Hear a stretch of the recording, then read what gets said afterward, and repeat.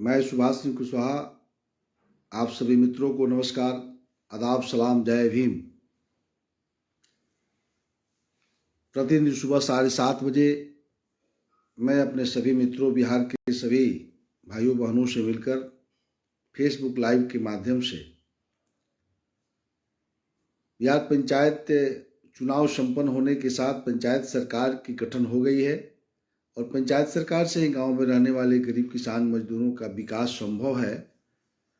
यह विषय को लेकर के इसके अधिनियम से हम कैसे काम कर सकते हैं, आम लोगों को जन जागरूकता के साथ साथ पंचायत के जो नवनिर्वाचित प्रतिनिधि जीत कर आए हैं उन सबको जानकारी स्वरूप सबको शुरुआत में ही जो नया जीत करके आए हैं उनको जानकारी हो सके कि हमको अपने दायित्व के, अपने कर्तव्यों के निर्वहन में क्या क्या करना होगा।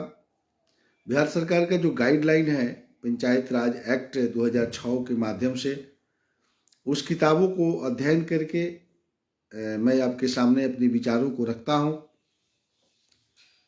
तो अभी जो विषय चल रहा है प्रतिदिन सुबह 7:30 बजे से 20 मिनट का, जिसमें ग्राम पंचायत के संबंध में कल हम बता रहे थे।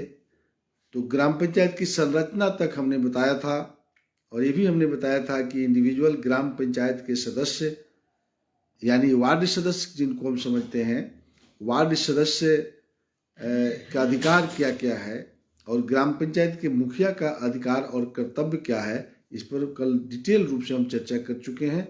और उसकी संरचना क्या है, तो ग्राम पंचायत, वार्ड के सदस्य और ग्राम पंचायत के मुखिया दोनों का अलग अलग चुनाव होता है और दोनों के एक साथ जो बैठक होती है उसको ग्राम पंचायत कहते हैं। संयुक्त नाम है ग्राम पंचायत। ग्राम पंचायत जहाँ भी लिखा हो समझ लीजिए वार्ड सदस्य और ग्राम पंचायत के मुखिया का बात है, उसी का नाम है ग्राम पंचायत।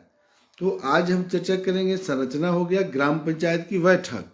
तो ग्राम पंचायत की बैठक में हम क्या क्या करेंगे, बैठक कैसे होगी। जैसे पहला ही कह रहा है कि ग्राम पंचायत की संरचना एवं दायित्व क्या होगी।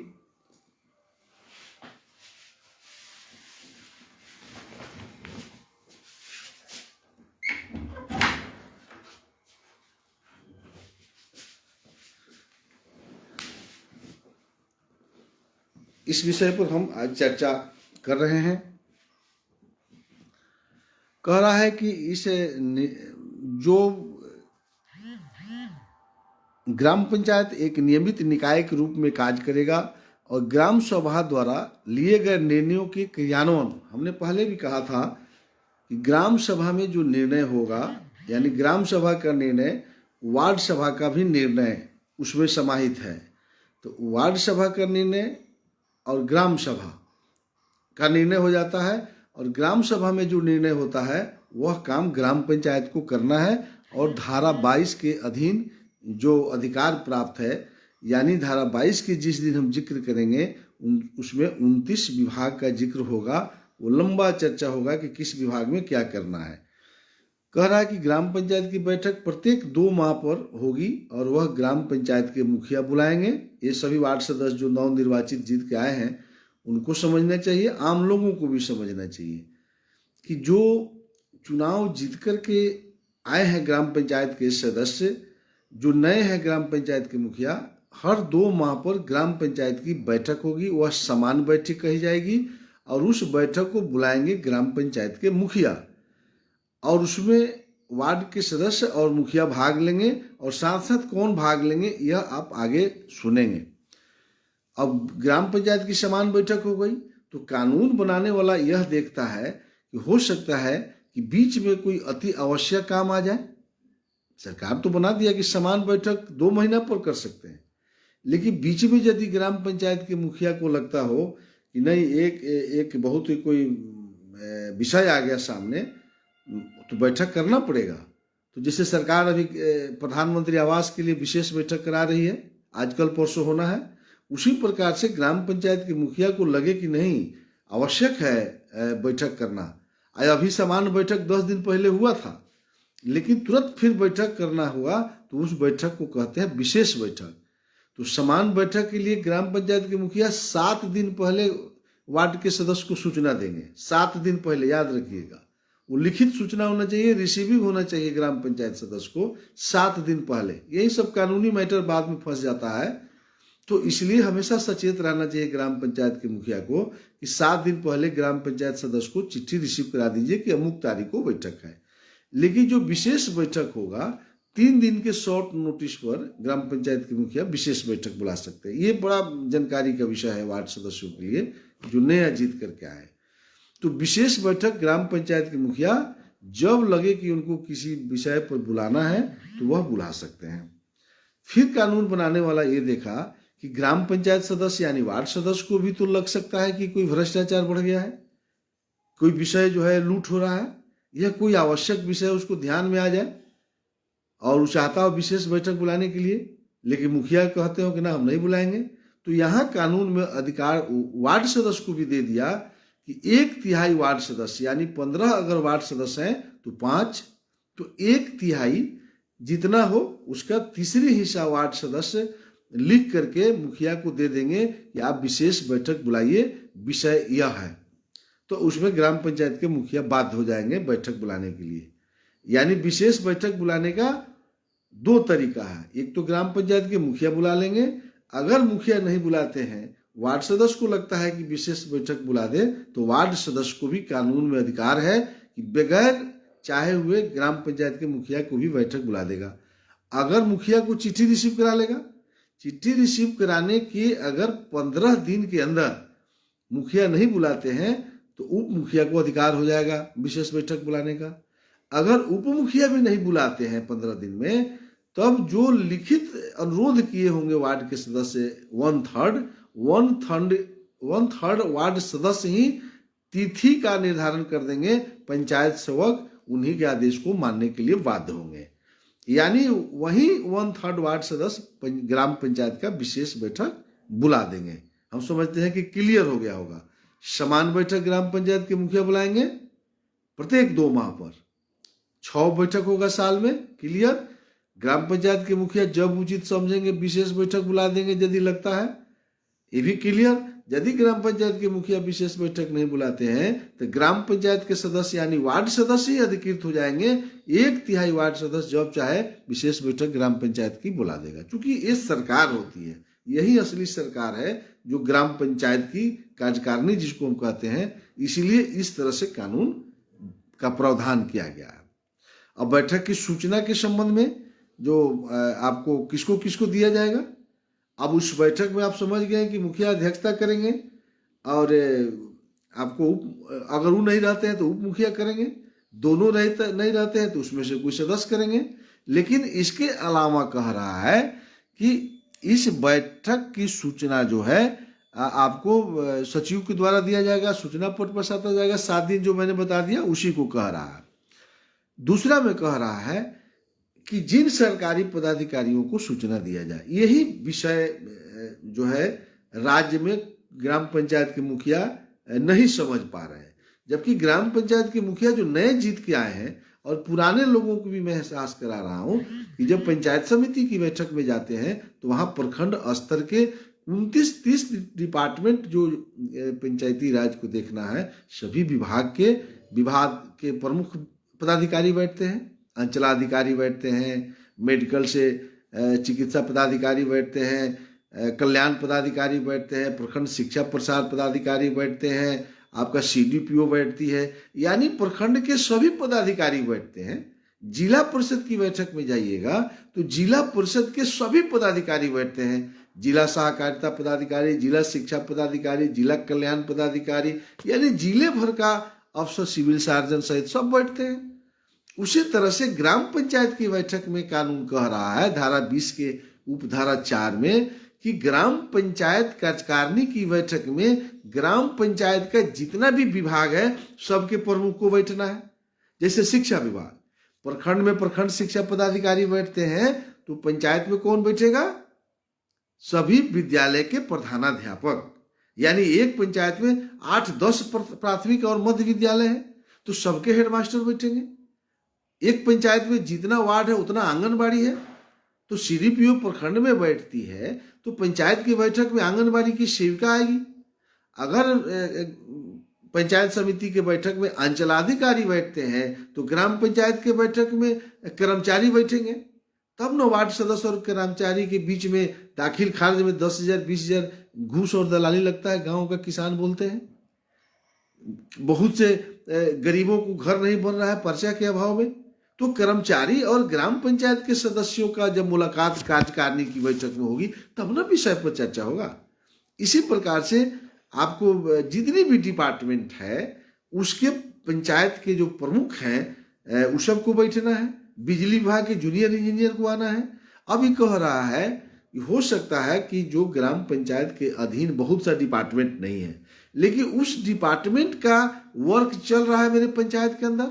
जैसे RWD से सड़क बन रहा है तो सड़क ग्राम पंचायत को देखना है, तो RWD के जूनियर इंजीनियर मुखिया के कार्यकारिणी के बैठक में बैठेंगे, तो उसके SDO पंचायत समिति में बैठते हैं, एग्जीक्यूटिव इंजीनियर जिला परिषद के बैठक में बैठते हैं।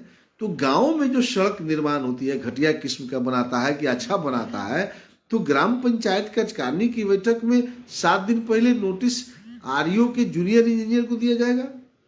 सिंचाई डिपार्टमेंट का नहर गया है तो उसके जूनियर इंजीनियर को बुलाइए, लघु सिंचाई के जूनियर इंजीनियर को बुलाइए, किसान सलाहकार को बुलाइए, तब न किसानों की समस्याओं का निदान होगा। बिहार के मुख्यमंत्री माननीय नीतीश कुमार जी कह रहे हैं कि 90% सब्सिडी पर हम जो है मोटर दे रहे हैं, हर खेत को मुफ्त में बिजली दे रहे हैं, पानी पटाने की सिंचाई के लिए कोई असुविधा किसानों को नहीं होगी। ग्राम पंचायत के सदस्य और ग्राम पंचायत के मुखिया को यह अधिकार दिया गया है कि ग्राम पंचायत कार्यकारिणी में बैठक में बैठ करके हर खेत में बिजली पहुंचाने का फैसला करिए। तो बिहार के ग्राम पंचायत के मुखिया और वार्ड सदस्य इसका ध्यान नहीं करेंगे तो नल जल और पुल पुलिया में फंसे रहिए, आवास में जो है करते रहिए। तो ये कह रहा है कानून में कि जितनी विभाग है उस विभाग के पंचायत स्तर में, हम तो गिनती किए थे एक दिन, तो 40 से 50 लोग कम से कम बैठेंगे। ग्रामीण कार्य विभाग में मनरेगा के जूनियर इंजीनियर, आपका जो है आपको विकास मित्र को बैठना है, रोजगार सेवक को बैठना है, तब ना मजदूरों को रोजगार होगी। नाम से भी समझिए रोजगार सेवक, यानी ग्रामीण मजदूरों को रोजगार के लिए उसको सरकार नियुक्ति किया है। तो ग्रामीण मजदूरों को रोजगार तब ना मिलेगा जब वार्ड सदस्य और रोजगार सेवक को कार्यकारिणी की बैठक में भेंट होगा। तो वार्ड सभा में जो तय हुआ होगा, वार्ड सभा में सवाल आया है और ग्राम सभा में पास हो गया है कि किस किस मजदूरों को मनरेगा में काम नहीं मिल रहा है, जिसके चलते पलायन हो रहा है। तो पलायन तब ना रोका जाएगा जब वार्ड सभा में तय होगा। ग्राम सभा के विषय को हम आगे पढ़ेंगे तब आपको समझ में आएगा कि ग्राम सभा के विषय कैसे कह रहा है कार्यकारिणी में बात करने के लिए। अभी तो हम चर्चा कर रहे हैं कि कार्यकारिणी की बैठक में कौन कौन बैठेगा। तो एक हो गया कि मुखिया अध्यक्षता कर रहे हैं, वार्ड के सदस्य बैठ गए और पदाधिकारियों को सूचना देकर पदाधिकारी बैठेंगे। यह कार्यकारिणी की बैठक एक दिन में समाप्त नहीं होगा। ग्राम पंचायत के मुखिया भाइयों और आम भाइयों और वार्ड सदस्य भाइयों समझ लीजिए, अगर सही मायने में जो कानून कह रहा है मुखिया जी के कार्यकारिणी की बैठक 2 दिन 3 दिन से कम में नहीं होगा। जैसे विधानसभा 1 सप्ताह 10 दिन 15 दिन का चलता है, आप भी लगाइए 2 दिन 3 दिन 4 दिन करिए बैठक, विभाग को अलग अलग टाइम दे दीजिए। अब एक पंचायत में 8 गो विद्यालय है, 8 गो हेडमास्टर बैठेगा, तो 8 गो हेडमास्टर की समीक्षा अगर विद्यालय का करना हो तो एक विद्यालय में कम से कम आधा घंटा चाहिए। पहला क्लास में उपस्थिति देखिएगा, दूसरा क्लास का उपस्थिति, तीसरा क्लास का, चौथा क्लास का, 8वां क्लास तक का पंजी देखिएगा। बच्चों का ड्रॉप आउट है तो कैसे कंट्रोल किया जाए, बच्चा स्कूल ड्रेस में आता है कि नहीं, पोषाहार की क्या स्थिति है, बिल्डिंग की क्या स्थिति है, कहीं टूट तो नहीं रहा है, बाउंड्री की क्या स्थिति है, पढ़ाई कैसे अच्छा हो, पाठिका कैसे ठीक किया जाए। इतना सवाल जवाब जब होगा तो आधा घंटा 1 घंटा से एक विद्यालय में कम लगेगा क्या?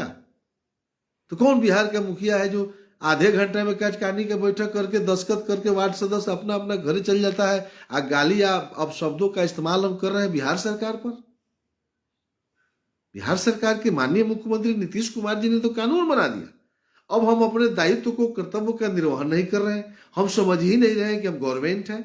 अभी बात हम बोल रहे हैं तो बहुत मुखिया को दुख लगता है, तो दुख लगता है तो हम क्या कर सकते हैं।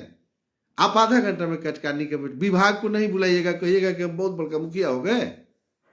आप ग्राम पंचायत के मुखिया हैं तो विभागीय समीक्षा हो। कानून तो कह रहा है आपके क्षेत्र में कोई भी पंचायत स्तर का हो, अगर लगता हो कि जिला कलेक्टर को बुलाना है तो उनको भी बुलाइए, भी कह रहा है। लेकिन अधिकृत नहीं है उनको बुलाने के लिए, आप आग्रह कर सकते हैं कि एक दिन आइए।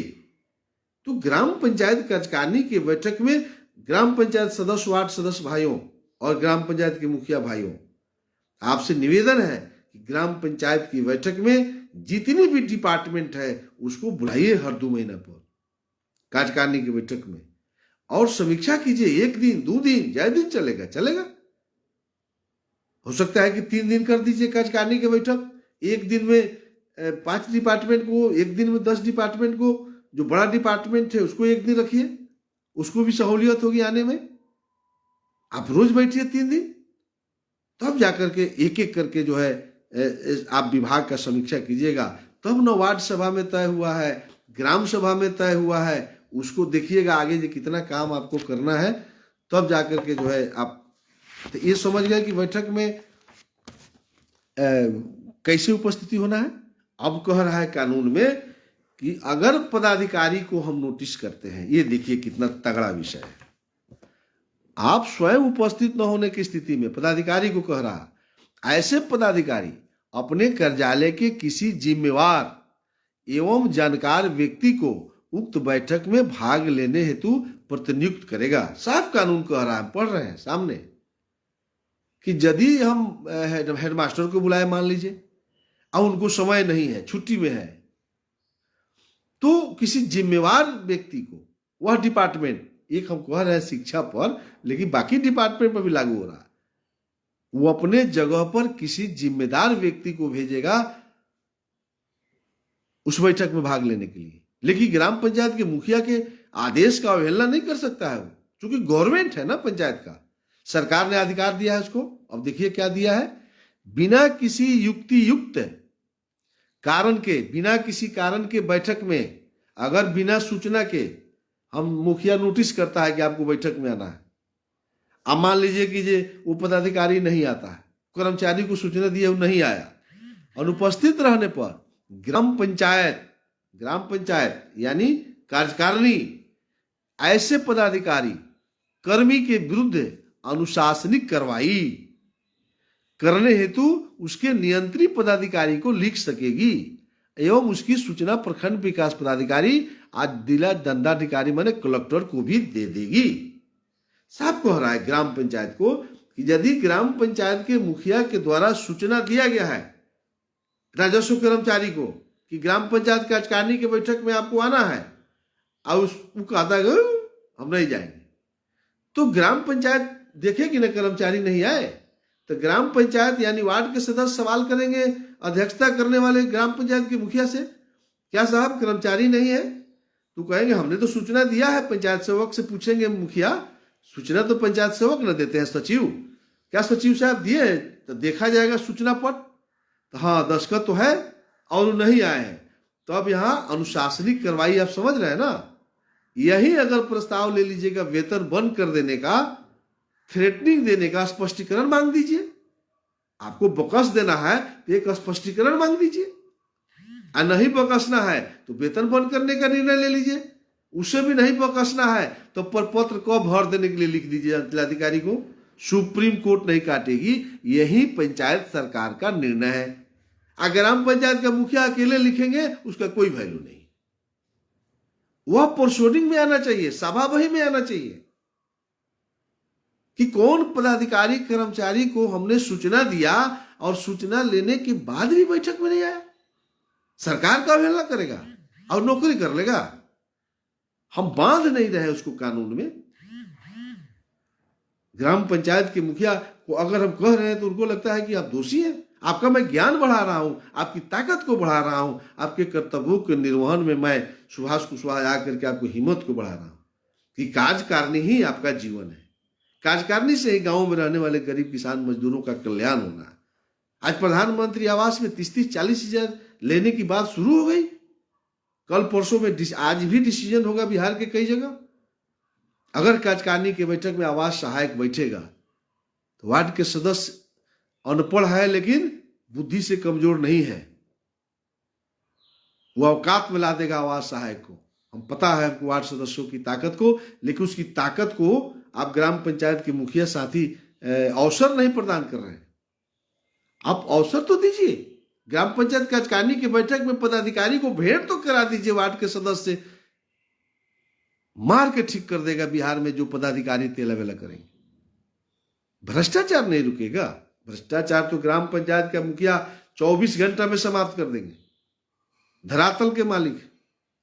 लेकिन यही कार्यकारिणी से, इसलिए मैं कार्यकारिणी पर वक्त ज्यादा दे रहा हूं। तो कार्यकारिणी की बैठक में आप समझ गए कि पदाधिकारी अगर नहीं बैठे तो वार्ड सदस्य और मुखिया बैठ के झाल बजाते रहिए जिंदगी भर, कुछ नहीं होगा।